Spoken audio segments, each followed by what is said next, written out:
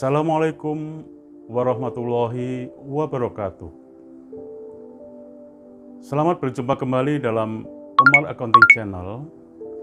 Pada kesempatan ini saya ingin menjelaskan mengenai mencari teori di dalam menyusun skripsi. Tapi sebelum itu, mohon untuk like, subscribe, dan share kepada teman-teman yang membutuhkan agar bermanfaat. Berbicara mengenai teori, itu ada di skripsi di bab 2. Ya. Mari kita lihat mapping yang ada di bab 2. Ya, jadi bab 2 adalah tinjauan pustaka, di mana isinya di bab 2 itu adalah yang pertama adalah landasan teori, kemudian penelitian terdahulu,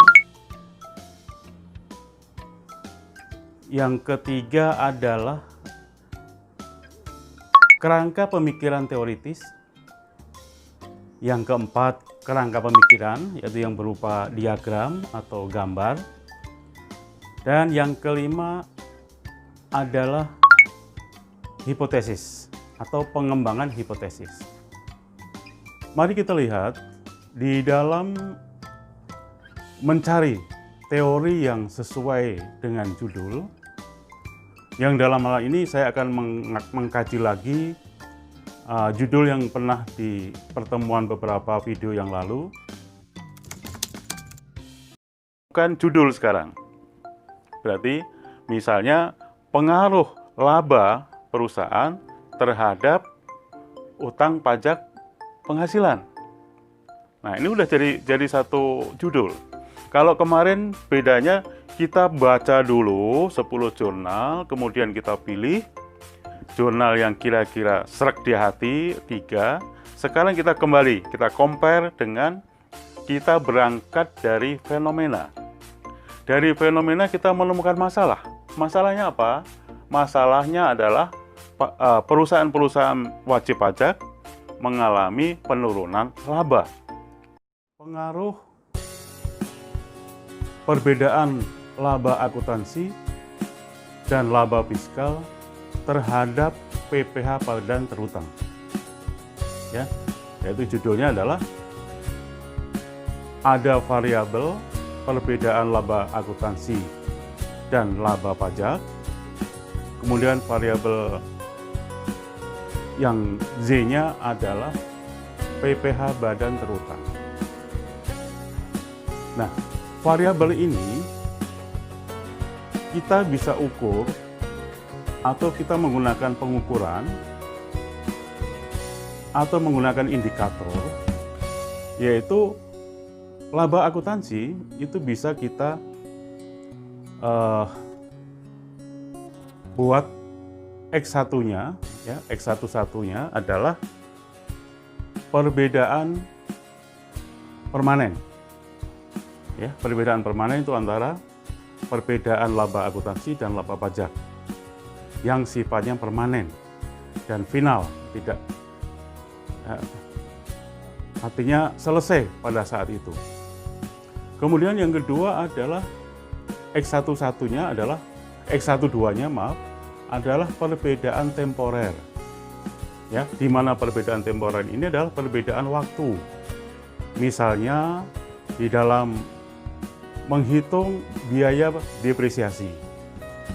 Ketika laporan keuangan komersial, kita menggunakan garis lurus selama 5 tahun katakan. Jadi, aktiva tetap tadi akan selesai, akan memiliki nilai 0 ketika sudah umur 5 tahun. Kalau begitu berarti di dalam 1 tahun ada pengakuan atau estimasi biaya depresiasi sebesar 20%, ya, sehingga akan berakhir pada tahun kelima. Ini metode yang digunakan untuk laporan komersial. Sedangkan untuk laba fiskal itu ada aturan yang mengatur, atau dasarnya adalah Undang-Undang Pajak Penghasilan. Dan institusi pajak sudah menetapkan bahwa aktiva tetap yang bersangkutan masuk dalam golongan pertama katakan. Sehingga depresiasinya harus dilakukan selama 4 tahun. Dan tiap tahunnya berarti ada 25%. Sehingga beban biaya penyesutan pada tiap tahun adalah 25% dari nilai kos, nilai perolehan dari aktiva tersebut. Sehingga ada perbedaan. Kalau laporan komersialnya adalah 20% dan laporan fiskalnya adalah 25%, sehingga ada beban lebih besar di laporan fiskal. Dan laporan fiskal berarti di tahun keempat aktiva tersebut nilainya sudah 0. Sementara untuk laporan komersial ini baru akan berakhir di tahun kelima. Makanya ini ada namanya beban aset pajak tangguhan. Ya, ada perbedaan aset pajak tangguhan. Ini variabel X12. Kemudian misalnya kita akan Z-nya, kita membuat variabelnya adalah pajak terutang atau pajak penghasilan terutang. Jadi dengan demikian X1-nya adalah koreksi fiskal permanen atau perbedaan permanen, X2-nya adalah perbedaan tetap, perbedaan temporer, dan Y-nya adalah PPh badan terutang. Jadi ada 3 variabel, X1, X2, dan Y. Nah, kemudian setelah ketemu variabel ini, yang namanya X adalah variabel bebas atau variabel yang mempengaruhi, sedangkan Y adalah variabel terikat, variabel yang dipengaruhi, ya, sebab akibat. Saya bikin analogi yang gampang. Misalnya seseorang yang merokok atau seseorang yang perokok akan berpengaruh terhadap kesehatan paru-parunya. Jadi, sebab dia merokok, itu X-nya akan berpengaruh terhadap kesehatan paru-parunya, itu Y.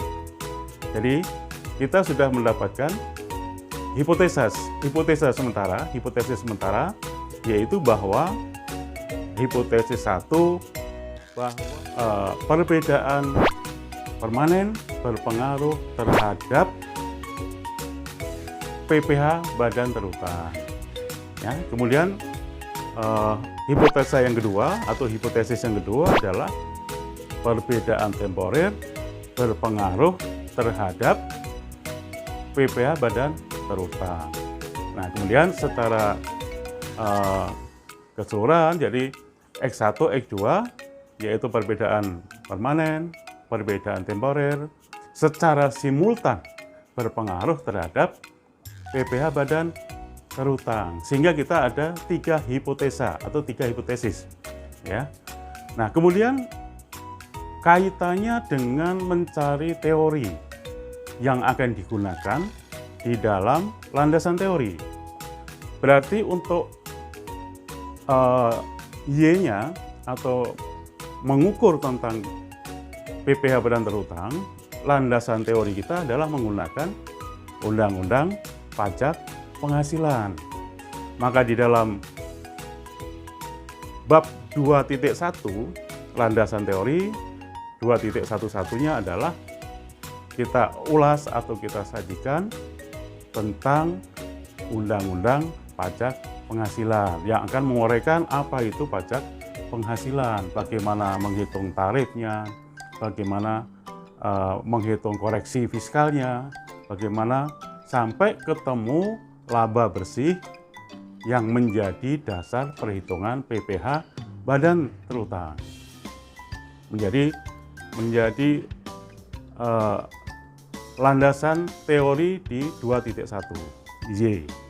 Nah, kemudian mengenai perusahaan dan pajak itu ada teori dasar, yaitu tentang teori agensi.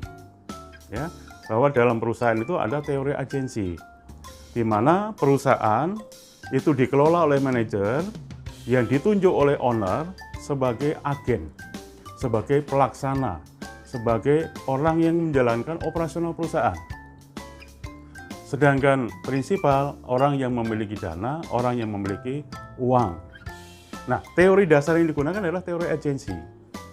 Karena di dalam teori agensi ini ada juga yang namanya teori asimetrik informasi atau diskriminasi informasi. Maksudnya apa? Asimetrik informasi ini bahwa pelaksana perusahaan atau manajemen perusahaan akan lebih banyak mengetahui kejadian-kejadian atau transaksi-transaksi atau peristiwa-peristiwa yang terjadi dalam perusahaan itu. Sementara owner atau prinsipal hanya mendapatkan laporan secara berkala. Bisa tiap bulan, bisa 3 bulan sekali, bisa 6 bulan sekali, atau bahkan setahun sekali dalam RUPS. Jadi teori yang kedua, ya, sebagai middle range teori bisa kita gunakan teori asimetrik informasi atau teori kesenjangan informasi atau diskriminasi informasi. Nah, kemudian bagaimana kita meletakkan teori atas perbedaan permanen, ya. Nah, ini teori yang digunakan adalah antara PSHK, yaitu peraturan yang mengatur tentang perlakuan biaya atau perlakuan beban, dan undang-undang pajak penghasilan. Sehingga di situ akan ditemukan perbedaan. Karena pada dasarnya dasar pengenanya yang berbeda. Satu contoh misalnya perbedaan permanen itu misalnya biaya untuk menjamu tamu atau biaya entertain. Kalau di dalam laporan komersial, biaya entertain itu menjadi satu beban atau biaya. Katakanlah masuk beban dalam pemasaran atau bagian dari biaya penjualan. Tetapi oleh institusi pajak, oleh undang-undang pajak penghasilan, itu tidak diakui atau tidak diaksep. Karena apa? Karena entertain itu tidak dalam koridor untuk teori 3M, yaitu mendapatkan, menagih, dan memelihara, ya, atau 3M. Sehingga apa? Sehingga biaya entertain itu menjadi biaya yang tidak diakui atau non-deductible expense, sehingga harus dikeluarkan dari biaya. Sehingga apa? Kalau biayanya berkurang berarti labanya akan tambah, ya. Sehingga yang digunakan adalah dasarnya adalah undang-undang pajak penghasilan. Kemudian mengenai perbedaan temporer juga sama, karena menyangkut depresiasi. Kita dasarnya adalah PSHK, laporan komersial kita adalah didepresiasikan sekian tahun, dan undang-undang pajak sekian tahun, sehingga ada perbedaan yang namanya beban pajak tangguhan, ya, atau aktiva pajak tangguhan. Tergantung bagaimana bebannya, lebih besar untuk pajak atau lebih besar untuk kita. Dalam artian misalnya tadi beban yang dibebankan menurut fiskal lebih besar, berarti ada apa? Berarti ada kewajiban pajak tangguhan. Tapi sebaliknya kalau bebannya lebih besar di laporan komersial menjadi aktiva pajak tangguhan. Seperti itu. Jadi kita sudah temukan yang pertama adalah teori tentang menggunakan undang-undang PPh Badan. Kemudian grand-nya adalah menggunakan teori agensi karena ini menyangkut perusahaan, ya. Aktivitas mendapatkan laba itu adalah masuk dalam aturan atau masuk dalam koridor teori agensi. Karena di dalam perusahaan itu yang mengatur, yang mendasari adalah teori agensi. Nah, mendapatkan keuntungan atau mendapatkan laba adalah bagian dari operasional dari manajemen yang ditunjuk oleh pemilik menjadi agen atau menjadi pelaksana atau menjadi stakeholder. Jadi teori yang kedua, yang ketiga, yang teori yang terkait atau teori yang mendukung bahwa di dalam teori agensi itu ada konflik kepentingan, yaitu antara pemilik dan pelaksana. pemiliknya adalah pemegang saham, pelaksananya adalah manajemen perusahaan. Karena ada kepentingan lain, misalnya ada kepentingan motif bonus. Sehingga manajemen akan menggunakan skim motif bonus. Sehingga akan menggunakan apa? Accounting kreatif, yaitu membuat discretional accrual atau membuat discretional accrual untuk meningkatkan laba, sehingga kinerja perusahaan menjadi baik di mata pemegang saham. Karena apa? Motifnya adalah penghasilan, yaitu kalau labanya tinggi, tentu bonusnya juga akan tinggi, yaitu motif accounting agresif. Nah, motif yang kedua, kemungkinan manajemen akan menggunakan tag agresif. Apa itu tag agresif? Yaitu mengecilkan laba. Sehingga kewajiban kepada negara, kewajiban kepada perpajakan akan menjadi kecil. Nah, di sini ada yang namanya manajemen laba. Ya, nanti kalau kita sudah masuk dalam pembahasan yang lebih tinggi lagi, itu nanti ada manajemen laba. Itu adalah manajemen terhadap laba itu bisa diatur. Ya, mungkin dengan memperkecil, kemudian akan memperbesar, yaitu dengan discretional accrual. Ya, sedikit saya singgung tentang manajemen laba. Itu ada manajemen laba real, ada manajemen laba accrual. Manajemen laba accrual itu bisa dihitung dengan total accrual, non-discretional accrual, dan discretional accrual, yaitu yang accrual yang belum ada bayar. Nah, ini pengaruhnya sama apa? Pengaruhnya nanti akan dengan aliran cash flow. Nah, kalau kita mau nambah nih variabel lagi, misalnya kita mengembangkan bahwa di dalam laba akuntansi itu kita menggunakan dasar accrual, misalnya laba accrual, bisa menjadi variabel X3. Ya, X3 berarti variabel laba accrual berpengaruh terhadap utang PPh badan. Atau mau ditambah lagi menjadi 4 variabel, ditambah lagi dengan aliran cash flow, ya. Karena accrual ini akan sangat berpengaruh atau berbanding terbalik dengan cash flow. Ya, karena kalau diakui sebagai pendapatan sekarang, berarti kan accrual itu belum diterima uangnya. Sudah diakui sebagai pendapatan, tapi uangnya baru akan diterima pada periode berikutnya. Sehingga cash flow di tahun berikutnya akan menjadi naik. Ya, sementara laba tahun ini menjadi naik, tapi uangnya akan diterima di tahun berikutnya. Makanya boleh dibuat menjadi satu variabel sehingga menjadi 4 variabel, bahwa cash flow berpengaruh terhadap utang pajak penghasilan. Jadi ini teman-teman, bagaimana cara kita mencari teori atau landasan teori yang relevan dengan judul, ya, yang relevan dengan hipotesis, ya, yang relevan dengan teori yang kita jadikan dasar. Ini semuanya harus nyambung, harus relevan. Nah, ini teman-teman bisa mengolah, ya, teori ini tergantung. Misalnya kita mau ngambil teori manajemen laba misalnya. Manajemen laba itu bisa kita proyeksikan atau kita bisa ukur dengan apa? Tadi saya bilang, manajemen laba bisa dibagi dua, ada manajemen laba real, ada manajemen laba accrual. Nah, manajemen laba accrual itu ada 3 pengukuran. Yang tadi saya katakan, dengan menggunakan proxy, total accrual, ya, total discretional accrual, dan non-discretional accrual.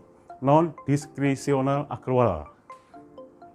Jadi, teman-teman, kira-kira seperti inilah bagaimana kita mencari teori, sehingga teori tersebut nyambung atau relevan, ya, dengan judul, dengan bahasan masalah, ya, dengan hipotesis yang kita buat. Nah, setelah ketemu variabel bebasnya, yaitu variabel independennya sudah ketemu, kemudian variabel terikatnya sudah ketemu, yaitu X1, 2, 3, 4 pada Y, kemudian kita membuat apa? Kerangka pemikiran teoritis. Ya, kita jabarkan tadi mengenai perbedaan permanen apa, perbedaan temporer apa, kemudian laba akrual apa, cash flow apa, dan PPh badan terutang apa. Ya, setelah itu kita bikin baganya. Kalau pengaruh itu menggunakan panah, ya, kotak, kemudian X1 berarti apa tadi? Perbedaan permanen pada Y, yaitu utang PPh badan. X2-nya perbedaan temporer pada Y. X3-nya laba akrual pada Y. X4-nya cash flow pada Y. Nah, sudah menjadi kerangka pemikiran dan kita menyusun hipotesis. Ya. Dan hipotesis kita sudah jabarkan, baru kita menyusun yang namanya variabel operasional, ya, operasional variabel. Nah, di situ baru kita masuk kepada bab 3, metodologi penelitian.